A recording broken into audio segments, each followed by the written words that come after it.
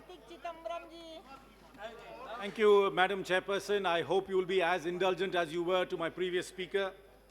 This subject is very personal to me, as I am one of the many millions who contracted COVID and has recovered from it. This is also even more personal to me because we have lost a colleague from our state, Sri Vasant Kumar, to COVID. And it is actually because of the relief work he was carrying out. It is said that he contracted the virus and he passed away. So I'd like to remember him once again before I start. This government's handling of the COVID-19 crisis has been a series of stumbles, blunders and missteps. It's been the story of the strictest lockdown in the world, the smallest actual fiscal stimulus leading to the biggest plummeting of the GDP, only for us to become the world's COVID epicenter anyway. The government failed to speak about the concerns of COVID in India long after the first case in January. The government was in denial. As late as March 13th, the government was saying that the COVID was not a health emergency.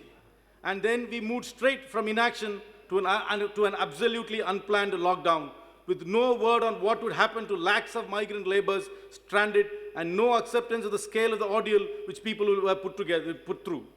My eloquent colleague, Shashi Tharoor, very poignantly recollected the cycle journey a young girl had to take with her father. And also we have seen very, very telling images of migrants walking hundreds and thousands of kilometers.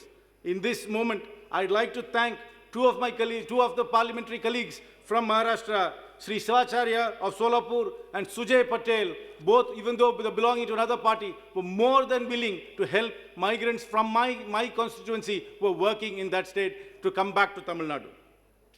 The government locked down again and again. Then again, just as cases surged, they ended up opening everything. We were told to bang thalis and light candles. Perhaps well-meaning gestures.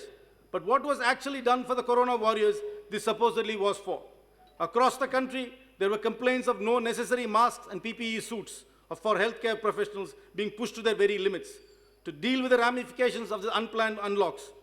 There was no rational in saying that this is going to be like the Kurukshetra, which took place for 18 days, and this will be won in 21 days.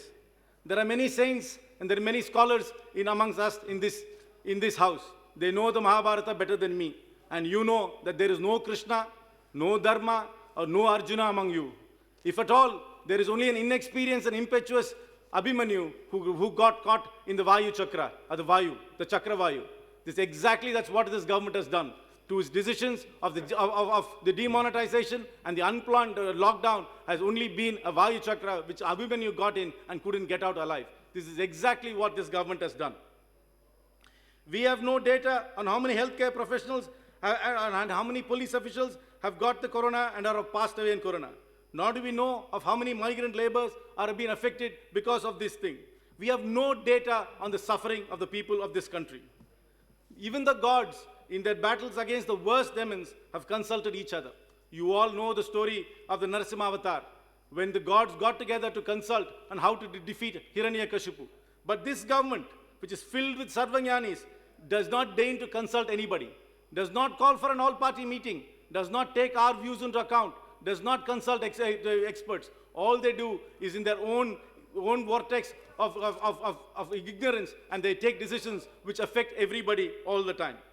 Yesterday, the finance minister referred to 23, the number 23, and said that we need to be taking care of it. In fact, there is the number 23 is very important. She needs to be worried about the 23. The negative 23.9% negative growth in the economy because of the unplanned lockdown is what she should be worried. Instead of that, they are making political speeches, pointing at us and asking us to be worried about certain things. They say with great fanfare that they announced the 20 lakh crore package. I don't even know how many zeros are there in 20 lakh crores. This number is a maya. In my opinion, even Shakuntala Devi will not know how many zeros are there. Not one person I know has benefited from this 20 lakh crore. Who has benefited from this? This is just a complete maya which has been just announced in great fanfare. How much of this has actually reached people's hands? There is absolutely no data to suggest that this scheme is actually working on the ground. The Honorable Speaker in his opening remarks asked us to give examples of what we have done in our constituencies for this crisis. But, Madam, you have taken away MP lads. What can we do? We don't have no direct funds to do anything. We could have done, if that funds were given to us, we could have directly intervened and helped our constituencies with the MP lads funds. But this house and this government has taken away those funds from us. Now, making errors is understandable. This was an unprecedented situation after all. The question is, has this government learned from any of the mistakes?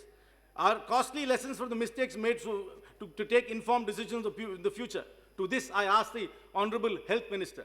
We are really depending on the vaccine to get us out of this crisis.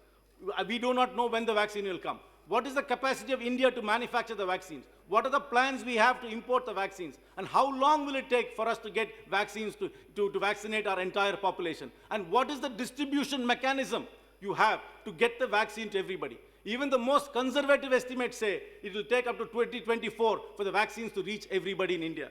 Madam, the hop, skip, jump and shuffle of this government is no plan and strategy. People have no confidence in this government. The only thing we can do is pray. May God save us. Thank you.